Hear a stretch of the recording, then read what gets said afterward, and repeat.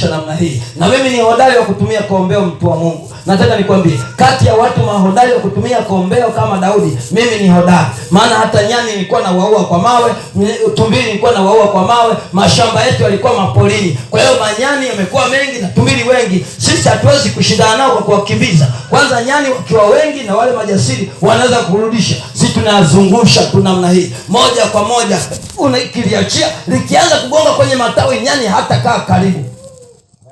Sasa Daudi akavingirisha, akamwambia, sikiliza, umevaa mavazi yako ya kivita, umevaa mavazi yako ya kupigania, ambao mkuki utaweza kuzuia, lakini jina la Bwana huwezi kulizuia.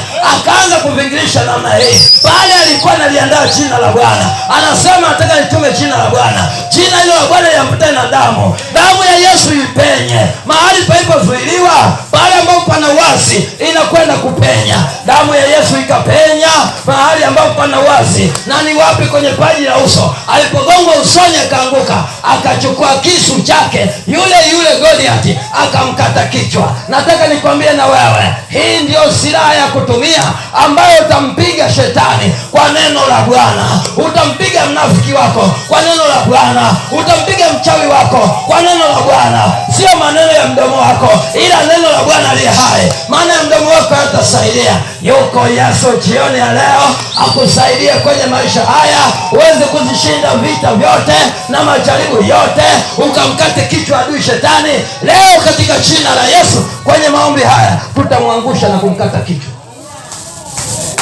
Anayesumbua kwenye afya yako leo ni kukatwa. Anayesumbua kwenye biashara yako leo ni kukatwa. Anayesumbua kwenye ndoa yako leo ni kukatwa. Haleluya, haleluya.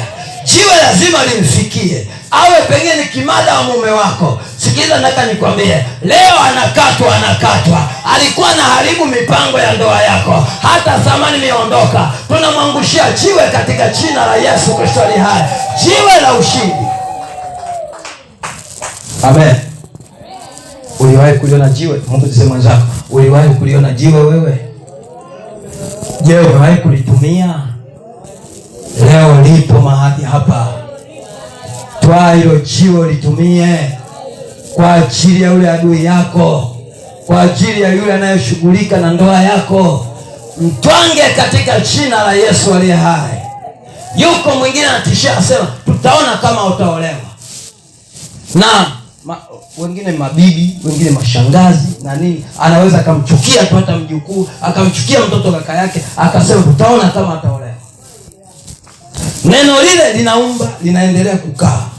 Leo tunamwangusha jiwe aliyesema tutaona kama ataolewa. Tunamwangusha jiwe aliyesema tutaona kama ataoa. Katika jina la Yesu, wataoa na wataolewa, na mahali hapo watu watashangilia kwa damu ya Yesu Kristo mwana wa Mungu aliye hai. Haleluya. Sikiliza mtu wa Mungu, ni wakati mzuri. Nataka uione nguvu ya Yesu Kristo.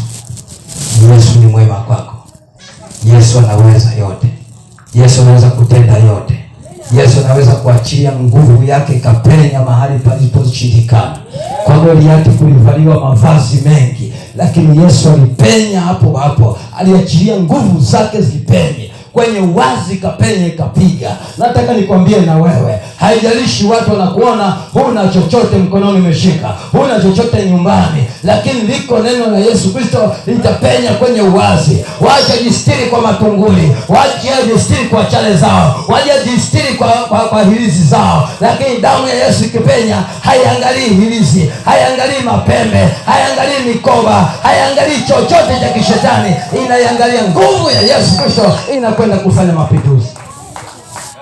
Sikiliza, kuna mtu anaamini mwakani hapa anaweza kaendesha gari la kwake akamiliki. Yuko Yesu anaweza kufanyia jambo akamiliki gari. Hata huo mhogo umelima, mwakani unaweza ukafanya mapinduzi makubwa ukabadilika. Mwaka huu wamekwambia ukati unauza unakwambia imefika bodi mzungu. Mwakani hakutakuwa na bodi mzungu wala mhindi, kutakuwa na mafanikio ya Bwana. Waache waseme mzungu wala mhindi wala mwafrika. Wewe kutakuwa na gari zima utakuwa natoa kwenye shamba lako, na zaidi ya moja na mengine utatoa, kwa sababu ziko baraka za Bwana aliye hai. Haleluya. Siku moja ndugu yangu katibu wetu ana shamba lake. Kuna watu wanauza mhogo hapa kwa shamba lake karibu. Wanasema hii chede bwana haikujaa, kumebakia bodi mzungu. Wakaenda kwenye shamba lake ndio wakang'oa bodi mzungu. Nikaangalia nikasema, yani kabisa niuze mhogo wangu bodi mzungu. Nikasema nakataa katika jina la Yesu. Kwanza wengi ukiuza hivyo wanaanza kutangaza, yule kwani na kitu gani? Kauza bodi mzungu tu. Sasa kaangalia mihogo yangu mimi ilivyo. Amen. Haleluya, haleluya.